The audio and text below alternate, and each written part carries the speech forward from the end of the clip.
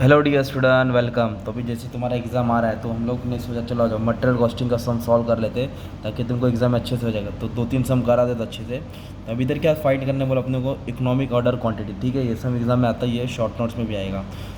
मतलब डिमांड दिया है 1500 यूनिट्स क्वार्टरली, फिर एक ऑर्डर का खर्चा 70, फिर inspection order 20, semi annual carrying cost 10%, purchase price दिया है 30 रुपये पर केजी, और कितना लग रहा है 2 किलो लग रहा है। तो पूरा घुमा फिरा के क्वेश्चन दिया है। तो आ जाओ कैसे सॉल्व करेंगे। तो पहले तुमको मालूम होना चाहिए कि EOQ का मतलब क्या होता है। EOQ का मतलब होता है कि कंपनी माल इतना ऑर्डर करेगी कि कंपनी का खर्चा कम हो। तो उसका फॉर्मूला है अंडर रूट 2AO/C। मतलब 2AO/C मतलब होता है, ए बोलो तो एनुअल डिमांड साल का, ऑर्डर कॉस्ट, कैरिंग कॉस्ट। पर क्वेश्चन में क्या बोला है, डिमांड तो दिया है 1500, आगे एक वर्ड है क्वार्टरली। तो क्वार्टर मतलब 4 होता है, हाफ मतलब 2 होता है, मंथ मतलब 12 होता है। तो क्वार्टर मतलब क्या याद रखने का, 4। तो इसको 4 से मल्टीप्लाई करना पड़ेगा। मतलब 1500 उन लोगों का क्वार्टरली डिमांड है। तो साल में कितना क्वार्टर आता है, 4। तो साल का डिमांड हो गया 6000 यूनिट। कितना हो गया, 6000 यूनिट। तो एक डाउट क्लियर हो गया। नेक्स्ट बोला है ऑर्डर कॉस्ट, इंस्पेक्शन कॉस्ट 70-20। तो ऑर्डर कॉस्ट 2 हो गया, 70 भी हो गया, 20 भी हो गया। तो टोटल कितना हो गया, 90 पर ऑर्डर। एक ऑर्डर का उन लोगों का 90 रुपया खर्चा कर रहा है, जा रहा है। तो इधर दोनों को ऐड करने का था, 70 और 20। अभी कैरिंग कॉस्ट मतलब संभालने का खर्चा होता है। तो अपन को इधर परचेस प्राइस देखना पड़ेगा कि कितने का चीज़ है। तो जो इनपुट लग रहा है ना वो 30 रुपये किलो लग रहा है, और बनाने में 2 किलो लग रहा है। तो अभी मैं इनपुट प्राइस को किधर लेता हूँ, एकदम टॉप में ले लेता हूँ। इधर लिखता हूँ यूनिट प्राइस। क्या लिख देता हूँ, यूनिट प्राइस। मतलब 30 किलो लग रहा है, नहीं, 1 किलो 30 रुपये का, 2 किलो लग रहा है। 1 किलो कितने का, 30 का, कितना किलो लग रहा है, 2। मतलब 60 रुपये का खर्चा है। कितने का खर्चा, 60 रुपये का। इसको बोलते हैं परचेज प्राइस, जो फॉर्मूला में नहीं लेने करते हैं। बट ये जो कैरिंग कॉस्ट होता है ना, 10%, 10% वो इस पर निकलता है 60 रुपये पे। मतलब जितने का माल खरीदा ना उसका संभालने का खर्चा। तो 60 रुपये पे अपने को कितना परसेंट मेंटेन करने का है, 10%। देखो ना, मल्टीप्लाई करके 60 आया और संभालने का खर्चा 10% है। और आगे वर्ड बोला सेमी। सेमी मतलब हाफ होता है। तो हाफ में मैंने क्या बोला, 2 याद करने का। तो मतलब 2 से भी मल्टीप्लाई करना पड़ेगा। तो 60 रुपये पे 10% 6 आएगा, और 6 को 2 से मल्टीप्लाई करेगा तो 12 आ जाएगा। कितना आ जाएगा, 12। तो एनुअल डिमांड 6000 है, एक ऑर्डर का 90 जा रहा है, और संभालने का खर्चा 12 जा रहा है। क्योंकि 60 रुपये पे 10% और हाफ ईयरली बोला था, इसके लिए 2 से मल्टीप्लाई किया। इधर हाफ बोला था, इधर क्वार्टर बोला था। क्वार्टर बोला था 4 इस्तेमाल किया, हाफ बोला था 2। अभी फॉर्मूला में डाल के तुमको सम सॉल्व करना है, ठीक है। तो ऐसे लिखेंगे, टू तो कंपलसरी लिखना। ए डिमांड कितना है, 6000, ठीक है, 6000 है। ओ ऑर्डर कॉस्ट, एक ऑर्डर का कितना है, 90 है। और कैरिंग कॉस्ट कितना है, 12। तो 12 से डिवाइड करेंगे, राइट। तभी आपको क्या करना है, कैल्सी में मालूम है क्या, एक मिनट, मोबाइल कैल्सी नहीं तो मोबाइल ले रहा हो। तो पहले क्या करेंगे, मल्टीप्लाई कर, 2000 को 6000 से मल्टीप्लाई किया, और 90 से भी क्या किया, मल्टीप्लाई किया, और डिवाइड करेंगे। ऐसा लिख दिया 108 1 2 3 4 डिवाइड बाई 12। क्या किया, डिवाइड बाई 12। अब इसको डिवाइड बाई 12 करेंगे तो आपको मिलेगा 90,000। कितना मिलेगा, 90,000।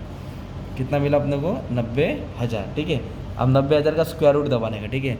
अब इसमें स्क्वायर रूट किधर है, क्या मालूम, रुको मैं बताता हूँ। हाँ चल, इधर है। हाँ, तो 90,000 आया ना, 90,000 आया। अब इसका रूट, ये रूट दबा देने का, राइट। तो आंसर आएगा 300। तो ये से स्क्वायर कैल्सी में तुम्हारा रूट दबा देने का। इधर आंसर नहीं है, पर जैसे कैल्सी में दबाएगा तुम्हारा 300 यूनिट्स आ जाएगा। ये हो जाएगा ऑर्डर 300 यूनिट्स। मतलब जो साल की ज़रूरत है ना, 6,000, उन लोग 6,000 एक ही बार नहीं मांगेंगे, 300 करके मांगेंगे। तो उन लोगों ने और एक सवाल पूछा, नंबर ऑफ़ ऑर्डर, तो कितने बार ऑर्डर देना पड़ेगा। तो नंबर ऑफ ऑर्डर, तो ऑर्डर देने के लिए क्या करना पड़ेगा, मान लो अपने को जो एनुअल डिमांड है ना साल का, उसको डिवाइड करना पड़ेगा EOQ को। तो अपने को साल की ज़रूरत कितना है, 6,000। साल की ज़रूरत है 6,000, और कितना करके मांगा रहे, 300 करके। तो ऐसे अपने को कितना बार ऑर्डर देना पड़ेगा, मालूम है क्या, 20 बार ऑर्डर देना पड़ेगा। कितना ऑर्डर देना पड़ेगा, 20। मतलब 300 करके माल 20 बार मांगेंगे। तो तुम्हारा इस तरह कॉस्ट क्या हो जाएगा, मेंटेन रहेगा। तो एक ये टाइप का सम हो गया बच्चे लोग। अब एग्ज़ाम में वही चैप्टर में और एक टाइप का सम आता है, तभी वो वाला भी सम हम लोग सॉल्व कर लेंगे।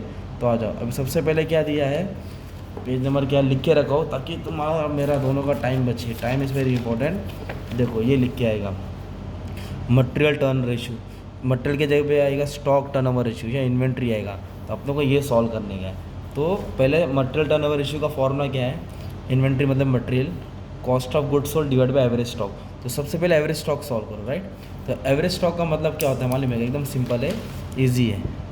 Opening stock plus closing stock divide by 2, opening stock plus closing stock divide by 2। तो मैं अभी सिर्फ ए को सॉल्व कर रहा हूँ, ठीक है। तो ओपनिंग स्टॉक है 13,000 और क्लोजिंग स्टॉक है 7,000 डिवाइड बाय 2 है ना। 13 और 7 20 है, 20 को 2 से डिवाइड किया था 10,000 आ जाएगा। ये हो गया आपका एवरेज स्टॉक। क्या हो गया? Average stock. Closing cost of goods sold COGS, जिसमें क्या आता मालूम है? तुम्हारा ओपनिंग स्टॉक आता है, परचेस आता है ना, डायरेक्ट एक्सपेंस आता है, मतलब वेजेस मटेरियल हुआ, और माइनस क्लोजिंग स्टॉक। माइनस क्या आएगा? Closing stock. मतलब ये ऐड होएगा और ये ऐड होएगा और ये क्या आएगा? माइनस होएगा। 13 ऐड होएगा, 13 पे 94 भी ऐड होएगा, और क्लोजिंग स्टॉक 7,000 है वो माइनस होएगा। 7,000 क्या हो जाएगा? माइनस। तो 13 में से 7 माइनस किया तो 6 बचेगा। तो ये इसको सॉल्व करके 1 लाख आ गया। तो cost of goods sold 1 lakh आ गया। तो इन्वेंट्री टर्नओवर रेशियो का फॉर्मूला क्या है? Cost of goods sold divide by average stock.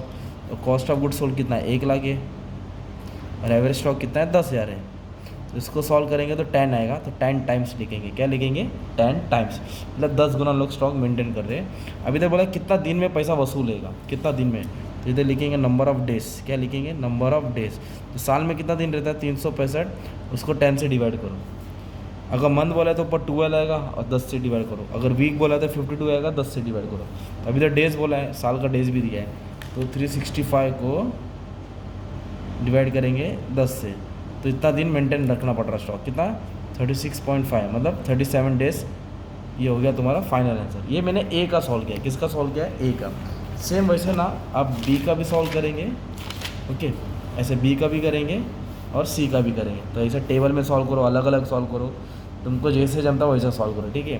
तो एक अच्छा खासा EOQ का सम सॉल्व करा दिया, ठीक है, आपके लिए, और एक मटेरियल टर्नओवर रेशियो। और इसमें और क्या आएगा मालूम है क्या?